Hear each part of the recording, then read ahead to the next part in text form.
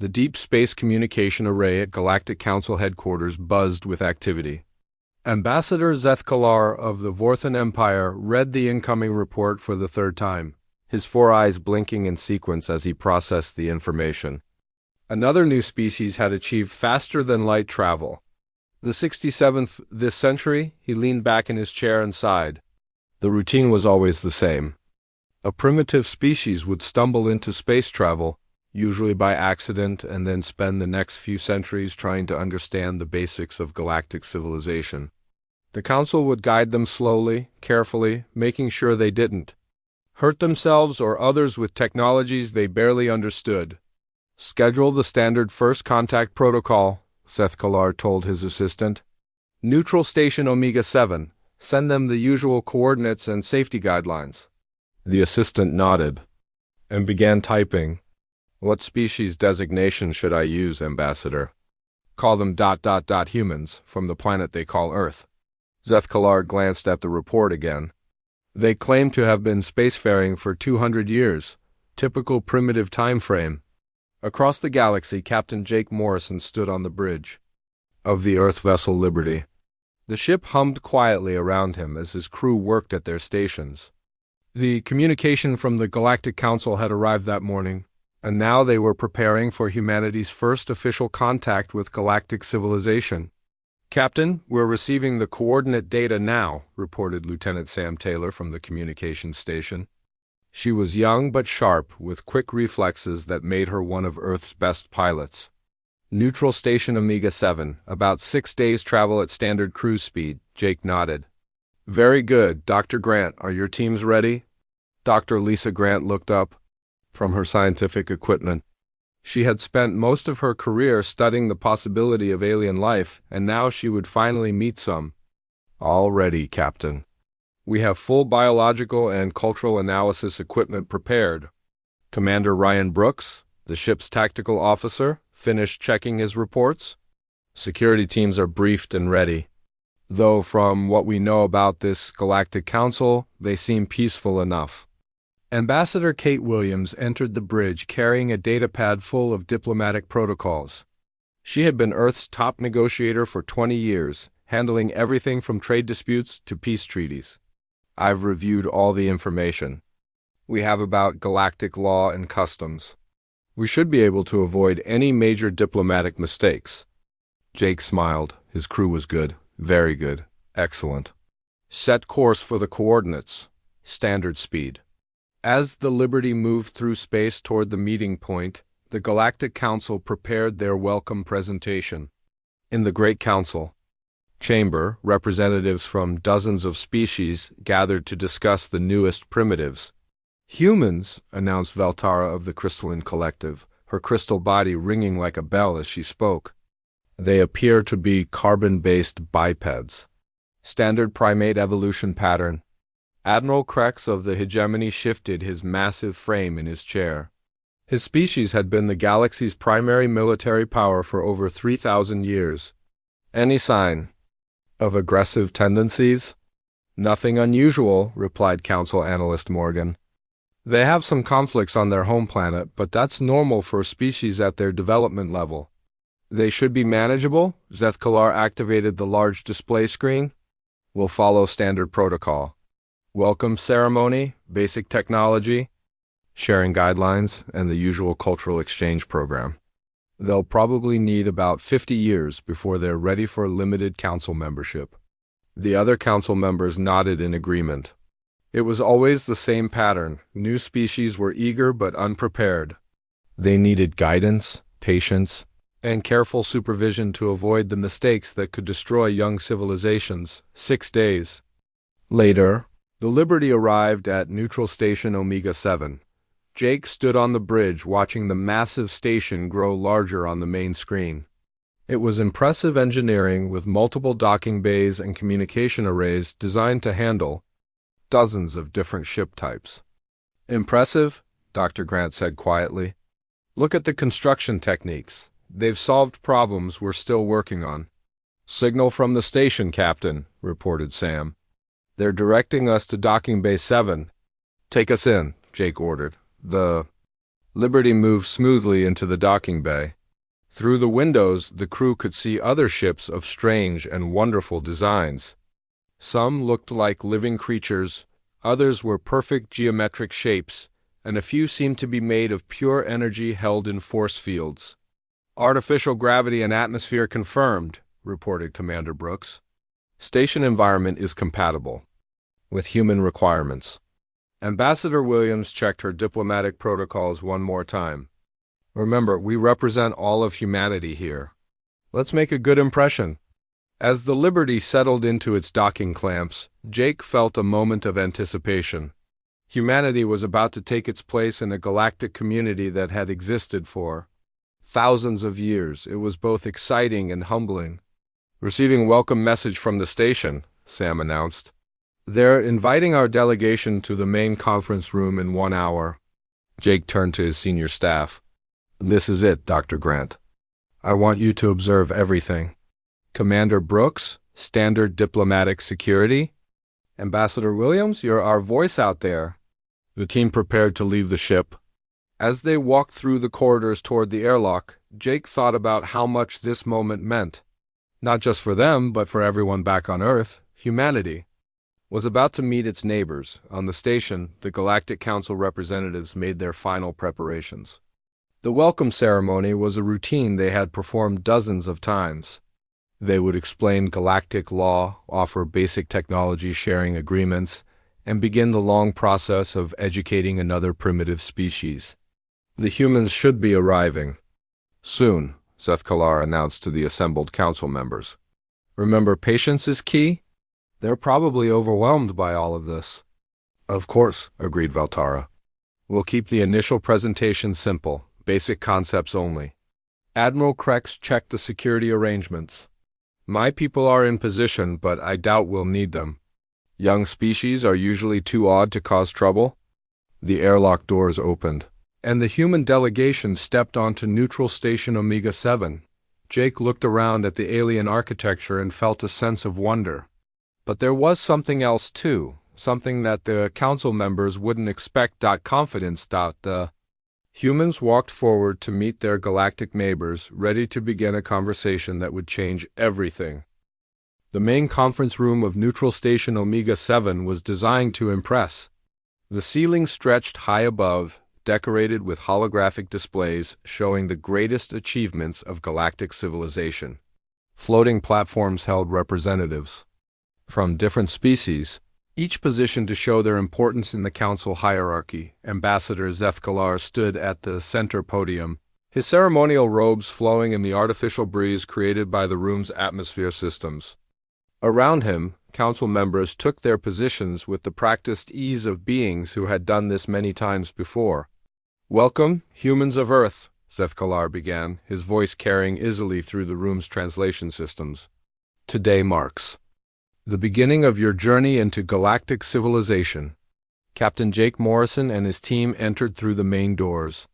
They walked calmly across the polished floor, their simple uniforms looking plain next to the elaborate decorations worn by the council members. Ambassador Kate Williams led the group, her diplomatic training keeping her expression neutral and respectful. "Thank you for this opportunity," Kate replied. "We are honored to meet our galactic neighbors." Veltara of the Crystalline Collective chimed softly, the sound like wind through crystal caves. "How refreshingly modest," she whispered to the council member beside her. "Most new species demand immediate recognition." The formal ceremony began according to ancient tradition. Each major species would present their civilization's greatest achievements, followed by the newcomers. It was designed to show new species their place in the galactic order while demonstrating the wisdom and advancement of the council. Admiral Krex spoke first for the hegemony. His massive form dominated his platform as holographic displays showed their military might. For 4,000 years, the hegemony has maintained peace through strength. Our fleets patrol trade routes across 50 star systems. Our technology has prevented galactic wars for centuries. The displays showed massive battleships, orbital fortresses, and armies that numbered in the millions. The presentation was meant to inspire respect and perhaps A little fear in primitive species who might think about causing trouble. Commander Ryan Brooks watched the display with professional interest, occasionally making notes on his datapad. His expression remained calm, almost bored, as if he were watching a routine training video rather than a demonstration of Galactic. Military power. Next came the Vorthan Empire's presentation. Zethkalar gestured proudly as images filled the air, showing their diplomatic achievements. The Vorthan Empire has negotiated peace treaties between 700 different species. Our mediation services have prevented countless conflicts. We have brought civilization to the dark corners of the galaxy. Dr. Lisa Grant leaned forward slightly, studying the biological data that accompanied each species' profile. She made careful notes, but her questions seemed more scientific than odd. Fascinating evolutionary adaptations, she murmured to herself. The crystalline collective presented their technological marvels. Veltara's body rang like a bell as she spoke of energy, manipulation, matter transformation, and construction techniques that could build entire cities in days. Their achievements in physics and engineering were displayed in complex mathematical formulas that most primitive species couldn't even understand. "Impressive," said Ambassador Williams politely. "Your mastery of energy systems is remarkable." The other council members exchanged satisfied glances. The humans were showing proper respect for superior civilizations. Everything was proceeding normally. Several more species presented their achievements. The Sage Brotherhood showed their philosophical advancement, with meditation techniques that allowed perfect mental discipline. The Trade Federation displayed their economic systems that moved resources efficiently between thousands of worlds. The Explorer Guild presented star maps showing regions of space they had charted over millennia. Each presentation was designed to demonstrate the vast experience and wisdom of galactic civilization.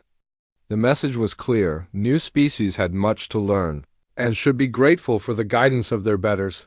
Finally, it was humanity's turn. Ambassador Kate Williams stepped forward to the central platform. The room's attention focused on her as she activated her own holographic display. The images that appeared were much simpler than what had come before. "Humanity has been exploring space for approximately 200 years, she began. "We know we are newcomers compared to your great civilizations," council members nodded approvingly. "At least these humans understood their place. Our home system contains 1 star and 8 planets. We have established permanent settlements on 3 of these worlds, plus research stations throughout the system." The display showed Earth, Mars, and the lunar colonies, along with various space habitats and mining operations. Zethkalar smiled. "Typical primitive expansion. 1 star system, after 2 centuries of space travel, was actually quite good for a new species. We have also established colonies in 17 star systems beyond our home," Kate continued casually. The smile faded from Zethkalar's face. 17 star systems? That was unusual. Most new species managed 2 or 3 at most. Dr. Grant stepped forward to add scientific details. "Human exploration missions have mapped stellar phenomena in 42 systems. We've documented several 100 new planet types and established research protocols for studying cosmic anomalies." Veltara's crystal body rang with a confused note. 42 systems? How did primitives travel so far so quickly? Commander Brooks added his own contribution. "Our defensive fleet maintains patrol routes to protect civilian shipping and exploration. Vessels, we've developed tactical doctrines for operations in asteroid fields, nebula regions, and near stellar coronas." Admiral Krex leaned forward with sudden interest. "Defensive fleet? Tactical doctrines?" These terms suggested military thinking beyond what primitive species usually possessed. Human diplomatic corps has experience negotiating with 17 different colonial governments and 4 independent trade organizations, Ambassador Williams continued. "We found that diversity of viewpoint often leads to innovative solutions." The council members began to look puzzled. The humans were speaking about their civilization as if it were established and confident, not new and seeking guidance. "Our manufacturing capabilities have adapted to low-gravity environments," Vacuum construction and resource extraction in hostile conditions, Dr. Grant added. Human engineering principles emphasize reliability and maintenance accessibility over theoretical perfection. The Crystalline Collective's technology expert rang a sharp note of confusion. These humans were discussing advanced manufacturing, as if it were routine. We understand that joining galactic civilization is a significant step, Kate concluded. We hope to learn from your wisdom while contributing our own perspectives where helpful. The conference room fell into an uncomfortable silence. This wasn't how first contact presentations usually went. New species were supposed to be overwhelmed and grateful, not casual and confident. Zethkalar cleared his throat. Your achievements are ... impressive for such a young civilization. Perhaps we should discuss the evaluation process that determines readiness for galactic citizenship. Of course, Kate replied smoothly. We're prepared to undergo whatever assessments you consider appropriate. Admiral Krex found himself studying the human delegation with new interest. Something about their calm confidence bothered him. Primitive. Species were supposed to be nervous about galactic evaluations, not eager for them. The assessments are quite rigorous, Zethkalar warned. Most species require several attempts over many decades to achieve passing grades. Commander Brooks spoke. Up for the first time, we appreciate the warning, Ambassador. We're ready to begin whenever convenient. As the formal ceremony concluded and the various delegations prepared to leave, council members found themselves in small groups, quietly discussing what they had just witnessed. Did they seem unusually confident to you? Veltara asked the Admiral. Krex, yes, the military commander replied slowly. Most new species are intimidated by our presentations. These humans acted like they were attending a briefing, not receiving a revelation. Zethkalar overheard the conversation and nodded grimly. Perhaps the evaluations will bring them back to reality. No species has ever passed all categories on their first attempt. As the humans returned to their ship, Jake gathered his team for a private meeting. Thoughts? He asked. They're exactly what we expected, Ryan said. Established, experienced, but maybe a little too comfortable with their position. Kate nodded. The question is how much we should show them during the evaluations. Lisa looked up from her scientific notes. I think we should let our actions speak for themselves. Truth has a way of revealing itself, Jake smiled. Agreed. Let's see how they react to the real thing. The next morning brought a formal meeting in the council's evaluation chamber. The room was smaller than the Grand Conference Hall, with practical workstations arranged around a central briefing area. Council members sat behind a curved desk. While the human delegation faced them from comfortable chairs, Ambassador Zethkalar activated the room's main display. Charts and diagrams filled the air, showing the complex evaluation system that had been used for thousands of years. The path to galactic citizenship requires demonstrated competence in 4 key areas, he explained, pointing to different sections of the display. Technological advancement, military capability, diplomatic sophistication, and cultural maturity. Captain Jake Morrison studied the information carefully. His expression remained neutral, but his eyes moved quickly across the data as if he were analyzing tactical intelligence rather than learning about requirements. Each evaluation category has multiple levels, continued Veltara, her crystal, body chiming softly. Most species begin with basic assessments and advance gradually over decades. The process ensures that new members can contribute meaningfully to galactic civilization. Dr. Lisa Grant raised her hand politely. What constitutes passing grades for each category? Admiral Krex activated a secondary display showing scoring criteria. Each test is scored from 1 to 100. A score of 60 is considered adequate for limited membership. 75 grants full voting rights. 90 or above indicates exceptional capability. Has any species ever achieved 90 in all categories? Asked Commander Ryan Brooks. The council members exchanged glances. Zethkalar cleared his throat. The Crystalline Collective achieved 92 in technological advancement after 800 years of development. The hegemony scored 95 in military capability after 2,000 years of refinement. Such scores are extremely rare. What about passing all categories on the first attempt?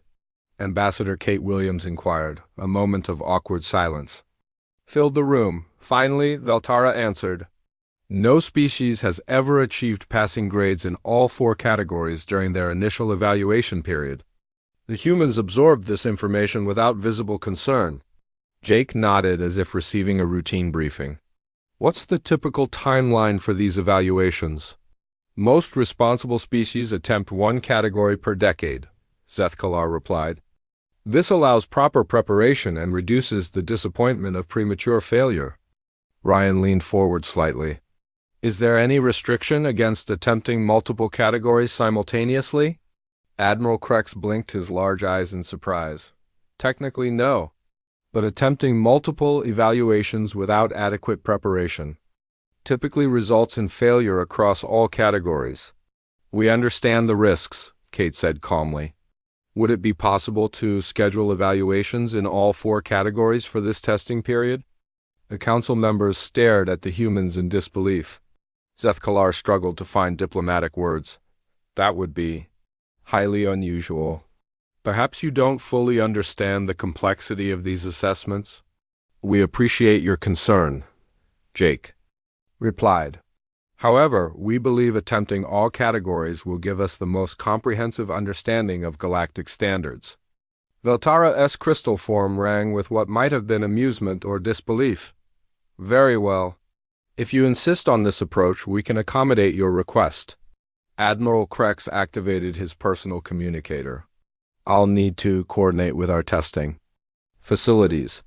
Military evaluation requires specialized simulation equipment. How long do you typically provide for preparation?" Dr. Grant asked. "Standard preparation time is 6 months for each category," Zethkalar answered. "Given your request to attempt all 4, we would normally recommend at least 2 years." The humans consulted briefly among themselves. Kate turned back to the council. "Would 1 week be sufficient to arrange the testing facilities?" The silence that followed was deafening. Council members looked at each other as if the humans had just suggested breathing vacuum. 1 week? Veltara's voice rose to a high chime. "You want to attempt all 4 evaluations after 1 week of preparation?" "We've been preparing for this possibility for some time," Ryan explained. "Our delegation includes specialists in each evaluation category." Zethkalar struggled to maintain diplomatic composure. "I must strongly advise against this course of action. The evaluations are designed to challenge species with thousands of years of development. Premature failure could delay your membership application for decades." Jake stood up and walked to the display showing the evaluation criteria. He studied the technical requirements, military scenarios, diplomatic challenges, and cultural assessments with the calm attention of someone reviewing familiar material. "We understand your concerns, Ambassador," he said finally. "But we believe this approach best serves everyone's interests. If we're not ready, it's better to know immediately than to waste years in false preparation." Admiral Krex found himself studying the human captain with professional interest. There was something about Morrison's confidence that reminded him of veteran military commanders, not nervous primitives facing their first real challenge. "Very well," the Admiral said slowly. "If you're determined to proceed, I can have the military simulation facility prepared in 3 days." "Excellent," Ryan replied. "What scenario parameters should we expect?" "That information is classified until the evaluation begins," Krex answered. "However, I can tell you that the scenario will test tactical thinking, resource management, and leadership under pressure." Dr. Grant addressed Veltara directly.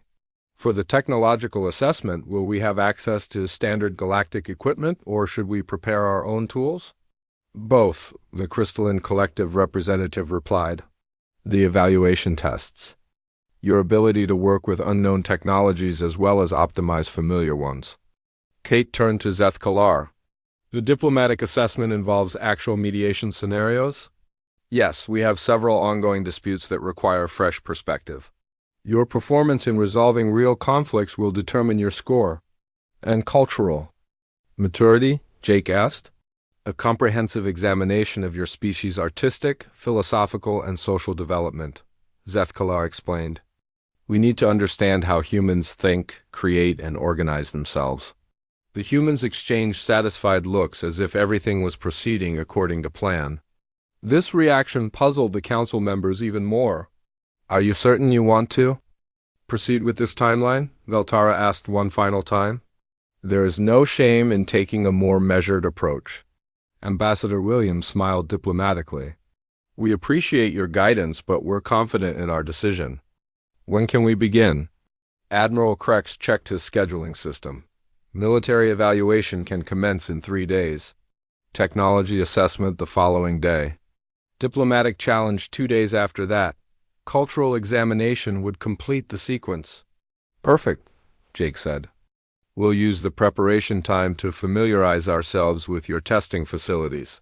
As the meeting concluded, council members found themselves in the unusual position of trying to talk a species out of taking their evaluations too quickly. Normally, they had to encourage primitive species to attempt the challenges at all. This is unprecedented, Zethkalar murmured to his colleagues as the humans left. No species has ever shown such confidence before their first evaluation. Confidence or foolishness, Admiral Krex replied. We'll know which in a few days. Veltara's crystal body rang thoughtfully. Did you notice they didn't ask about failure, protocols, or remedial options? Most species spend half the briefing discussing what happens if they don't pass. Maybe they don't understand the difficulty, suggested Morgan, the council analyst. Or maybe, Admiral Krex said quietly, they don't think they're going to fail. Back aboard the Liberty, the human delegation held their own meeting. Jake looked around the table at his senior staff. Opinions? He asked. They're exactly what our intelligence suggested, Ryan reported. Experienced, established, but maybe a little too comfortable with being the experts, Lisa nodded. Their technology is impressive but seems focused on elegance over practicality. I think we can work with their equipment. Kate reviewed her diplomatic notes. The mediation scenarios they mentioned sound like standard conflict resolution. Nothing we haven't handled before? The cultural assessment might be the most interesting, Jake mused. They seem to expect conformity. Humanity's diversity might surprise them. How much should we show them? Ryan asked Doug. Jake considered the question carefully. Enough to pass their evaluations. Let's see how they handle competent neighbors before we show them everything we can do. The team dispersed to make their preparations. In 3 days, the Galactic Council would discover what human competence actually looked like. 3 days later, the hegemony's premier military testing facility buzzed with activity. Admiral Krex stood in the main observation deck, watching technicians prepare the most sophisticated combat simulation in galactic space. The facility could recreate any battlefield scenario with perfect accuracy, from planetary invasions to fleet engagements. Final systems check complete, reported Chief Technician Vork. All simulation parameters are within normal ranges. Admiral Krex nodded as he reviewed the test scenario one final time. He had chosen what he considered a fair but challenging situation. A small force defending civilian transports against superior numbers in an asteroid field. It tested tactical thinking, resource management, and the ability to protect non-combatants under pressure. The scenario should take approximately 6 hours to complete, he explained to the other council observers. Most species require 2 or 3 attempts to achieve a basic passing score. Ambassador Zethkalar joined the admiral at the observation window. What score do you expect from the humans? Honestly? Probably around 30 to 40 points. Krex replied. They seem confident, but confidence without experience usually leads to quick defeat. Veltara chimed softly from her position near the recording equipment. At least they'll learn valuable lessons for their next attempt. The main doors opened and the human military team entered the facility. Commander Ryan Brooks led the group, his calm demeanor unchanged despite the impressive technology surrounding them. With him came Lieutenant Sam Taylor, a young pilot whose quick eyes took in every detail of the simulation equipment. Lieutenant Alex Chun walked beside her, carrying a datapad filled with technical specifications. Sergeant Nina Rodriguez brought up the rear, her military bearing marking her as someone comfortable with dangerous situations. "Welcome to the Hegemony Military Assessment Facility," Admiral Krex announced. "This simulation will test your tactical abilities under realistic combat conditions," Ryan saluted respectfully. "We're ready to begin, Admiral." "The scenario parameters are classified until the simulation starts," Krex explained. "You'll receive your briefing once the test begins. Do you have any questions about the equipment?" Sam stepped forward to examine the pilot interfaces. "Will we be controlling actual simulation craft or simplified training versions?" "Full tactical simulation," the Admiral replied. "Every system operates exactly as it would in real combat." Alex studied the command interfaces with professional interest. "Are there any restrictions on tactical approaches or engagement rules?" "Only those imposed by the scenario itself," Krex answered. "You are free to use any tactics you deem appropriate." Nina examined the infantry simulation gear. "What about ground operations?" "This particular scenario focuses on space-based tactical situations," the Admiral explained. "Though ground combat elements may be included depending on your tactical choices." The humans nodded and took their positions at the simulation stations. Ryan moved to the command position while Sam settled into the pilot's chair with the easy familiarity of someone who had spent thousands of hours in similar environments. Alex activated the system's monitoring station, and Nina prepared the tactical coordination displays. "Beginning simulation in 60 seconds, announced Chief Technician Vork. Admiral Krex settled into his observation chair. In the decades he had administered these tests, he had seen every possible approach: aggressive frontal assault, careful defensive positioning, or attempts at negotiation. Most primitive species chose simple tactics and learned hard lessons about the complexity of real combat. The simulation activated. Holographic displays showed a dense asteroid field with 3 civilian transport ships moving slowly through the rocky maze.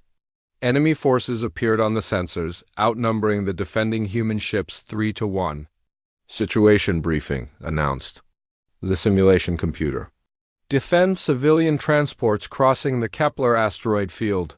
Enemy forces are moving to intercept. Time to safe passage, 4 hours. Enemy reinforcements arrive in 6 hours." In the observation deck, council members watched as tactical displays showed the enemy forces taking standard intercept positions. The scenario had been designed based on thousands of years of military experience. There were 3 or 4 viable defensive approaches, all of which had been tested extensively. Ryan studied the tactical display for exactly 30 seconds before speaking to his team. "Sam, take your fighter into grid section 7. Alex, I want you to map gravitational fields around the larger asteroids." "Nina, prepare for distributed operations," Admiral Krex frowned. Grid Section 7 was deep in the asteroid field, far from any logical defensive position. What was the human commander thinking? On the tactical display, Sam's fighter immediately dove into the densest part of the asteroid field. Her ship moved through spaces that seemed impossibly narrow, using the asteroids themselves as navigation references. "Gravitational mapping complete?" Alex reported, sending data to all units. What happened next made Admiral Krex lean forward in surprise. Instead of taking defensive positions around the transports, the human force scattered into the asteroid field. Each ship took a position that seemed random until Alex's gravitational data revealed the pattern. Sam's fighter emerged from behind a large asteroid directly in the path of the lead enemy squadron. But instead of engaging them in combat, she fired at the asteroid itself. The carefully placed shots caused the massive rock to shift its orbit, creating a gravitational slingshot that sent smaller asteroids tumbling into the enemy formation. "Impossible," muttered Chief Technician Vork. "The simulation wasn't designed to use asteroid manipulation as a tactic." Alex coordinated the gravitational effects from his position, turning the entire asteroid field into a maze that only the human ships could navigate safely. Enemy vessels found themselves dodging unexpected obstacles while trying to maintain pursuit of targets that seemed to disappear and reappear at will, Nina's role became clear when her ship established temporary bases on several large asteroids. Using portable equipment, she created supply and coordination points that could support the other human ships without being detected by enemy sensors.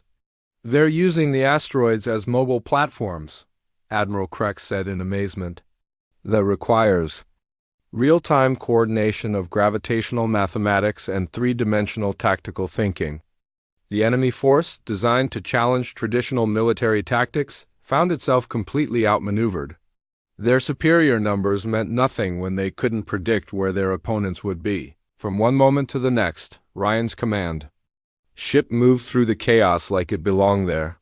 He coordinated his team's actions while maintaining perfect protection of the civilian transports. Every enemy attempt to break through to the civilians was countered by tactics the simulation had never encountered before. "Look at their communication patterns," Veltara observed.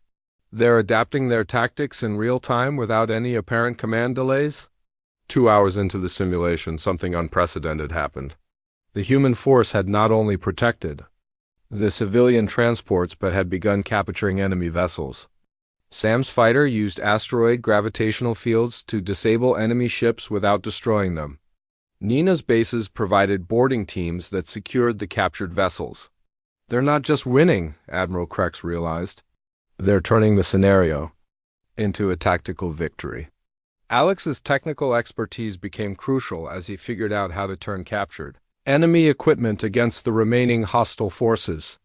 The human team demonstrated an ability to adapt alien technology in real time that impressed even the Crystalline Collective's representatives. By the 4th hour, the original defensive scenario had become something entirely different.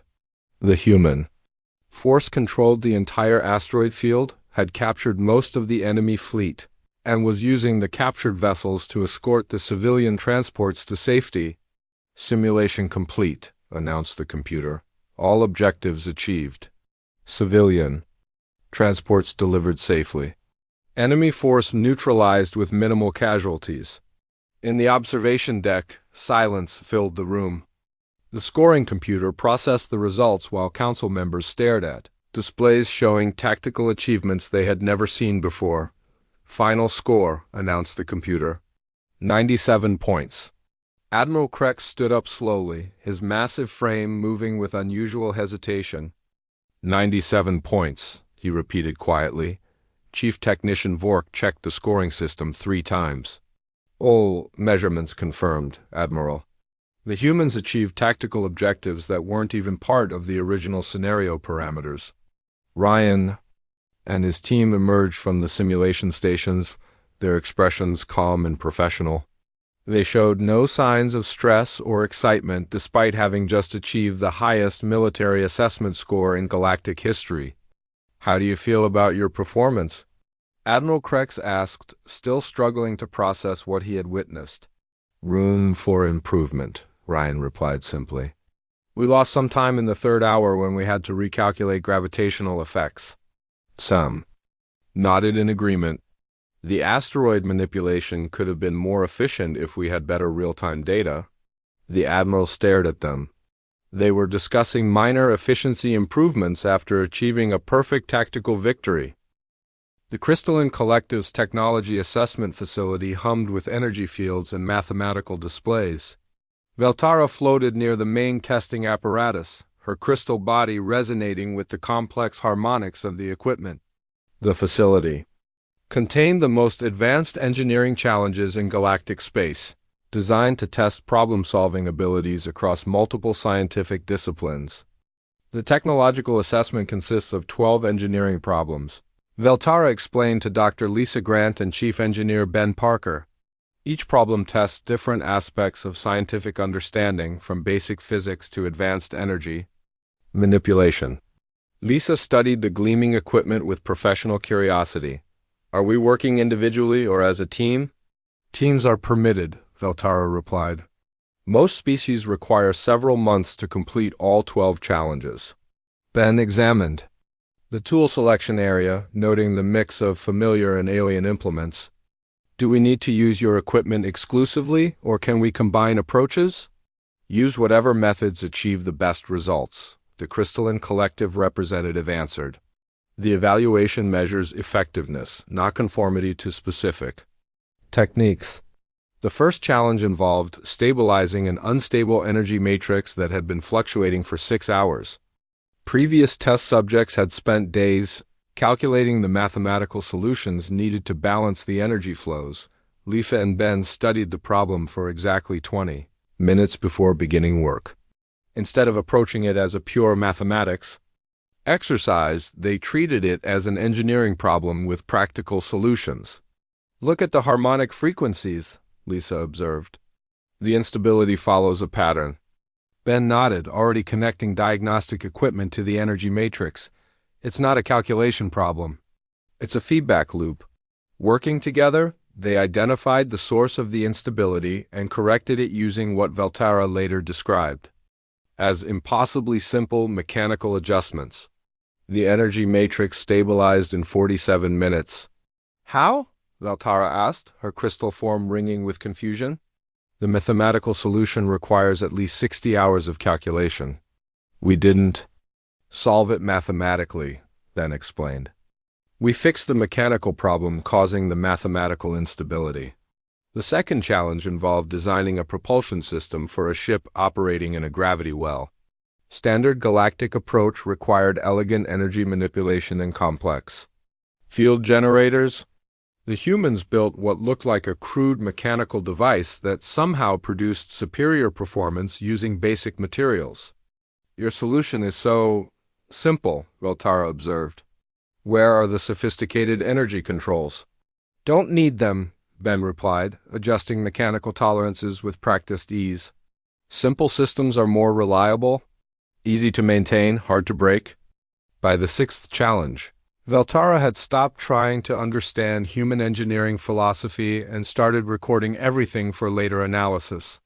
The humans approached each problem with a combination of scientific knowledge and practical experience.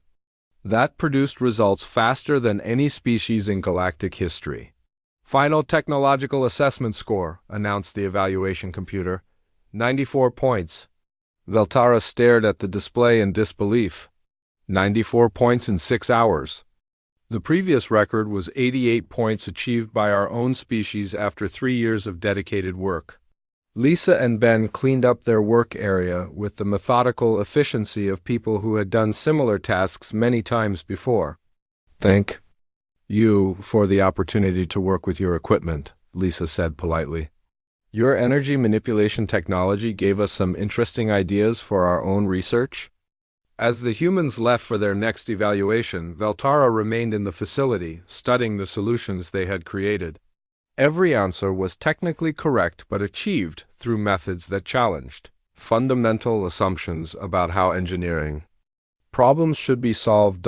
Meanwhile, in the Mediation Guild's diplomatic assessment chamber, Guild leader Sithrin prepared the most complex negotiation scenario in galactic archives. The chamber could simulate realistic diplomatic environments, with multiple parties, conflicting interests, and centuries of historical grievances. The Kepler trade dispute has remained deadlocked for 43 years, Sithrin explained to Ambassador Kate Williams and Captain Jake Morrison.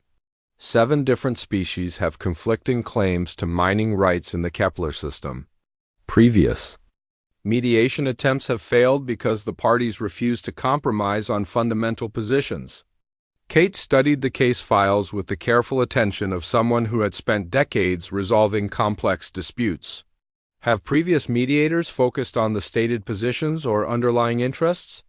The dispute involves clearly defined territorial claims, Sithrin replied. Each species believes they have legal right to specific asteroid mining zones. Jake asked a different question. What do the parties actually need the mining rights for? Various purposes, the guild leader answered. Resource extraction, territory expansion, economic development. So they need resources, not necessarily those specific asteroids, Kate observed. Sithron's expression suggested he didn't understand the distinction. The asteroids contain the resources they require. The mediation session began with representatives from 7 species presenting their cases. Each had legitimate historical claims and genuine resource needs. Previous mediators had spent months trying to divide the contested territory fairly, always failing because 7 parties couldn't share resources designed for 3. Kate listened to each presentation carefully, asking questions that seemed unrelated to the territorial dispute.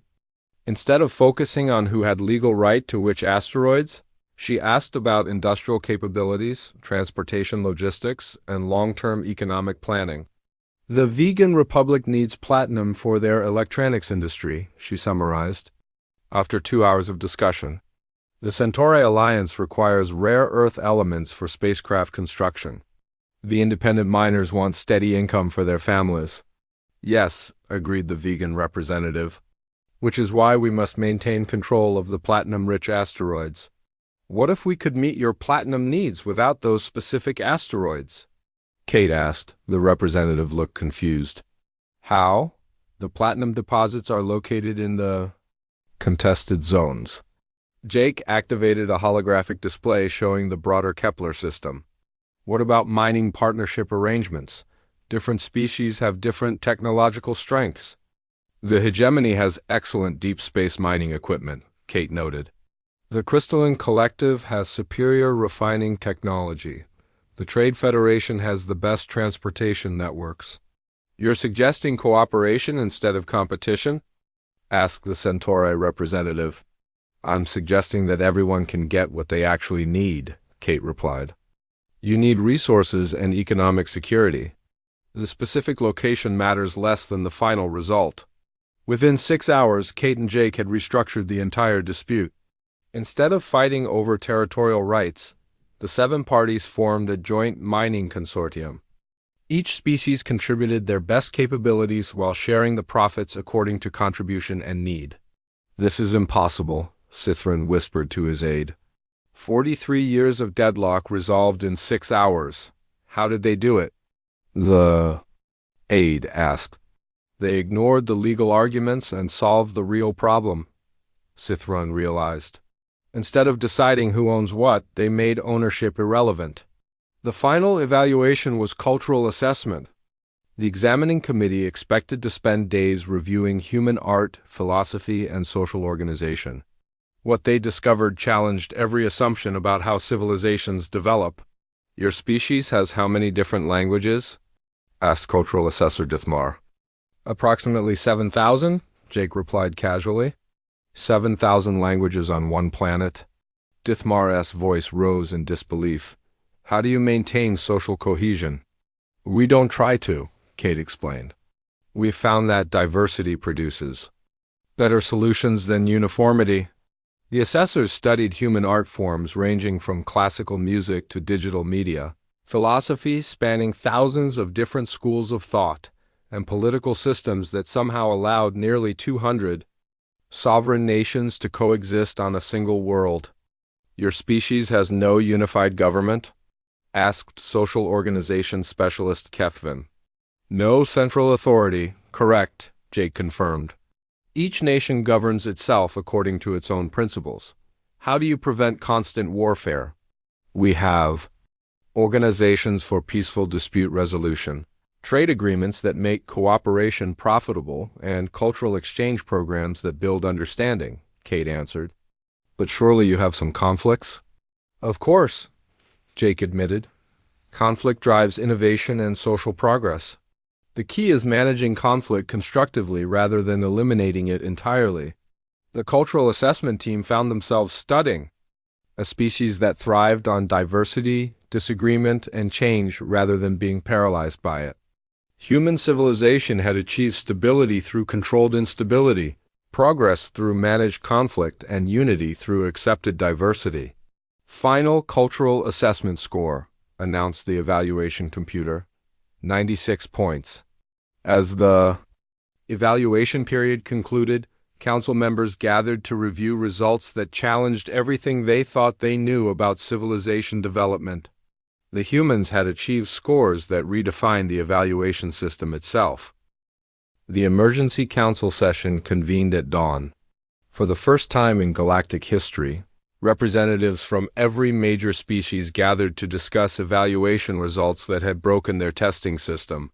The Grand Chamber buzzed with nervous energy as council members took their positions. Ambassador Zethkalar stood at the central podium, holding data pads containing scores that challenged everything the council believed about galactic civilization. Around him, species representatives whispered among themselves, trying to understand what they had witnessed.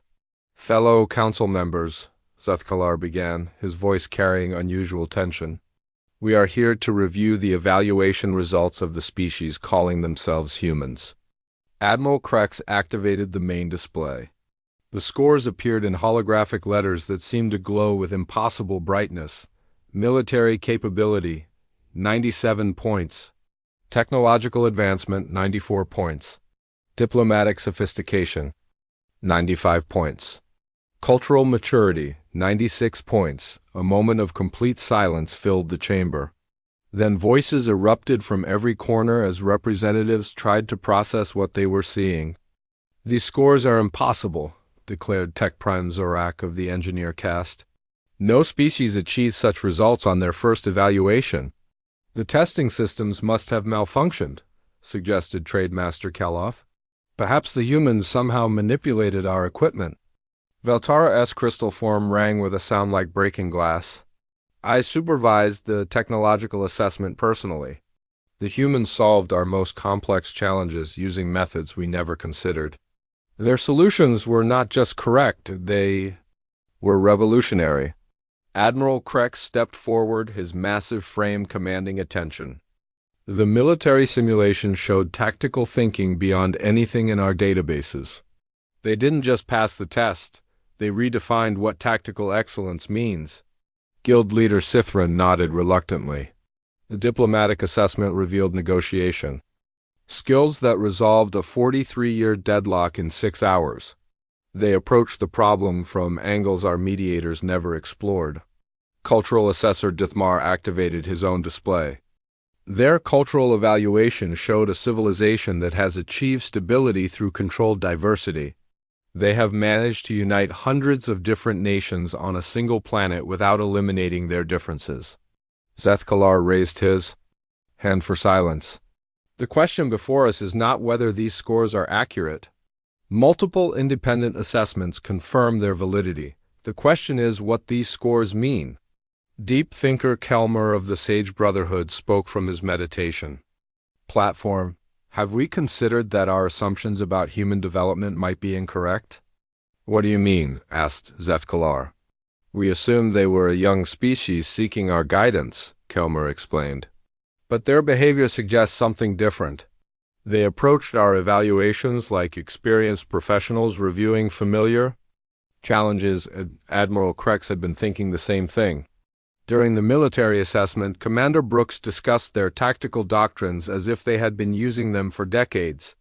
When I asked about their defensive fleet, he mentioned patrol routes and operational procedures that suggested extensive experience.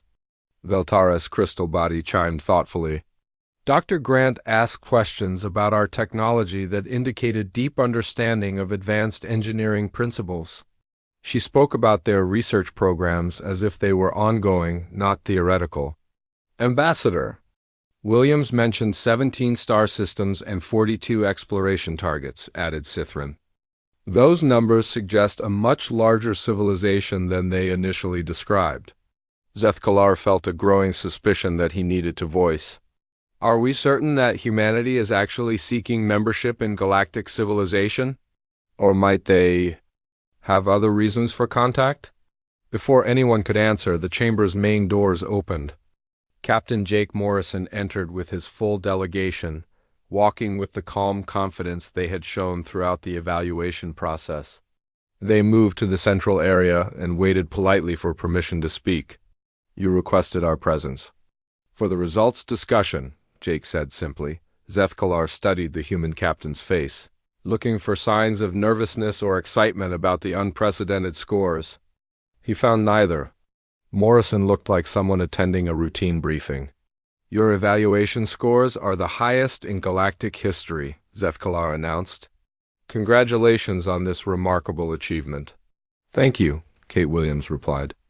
We're pleased that our capabilities meet galactic standards. Meet them? Admiral Krex leaned forward. You've exceeded every standard we've established.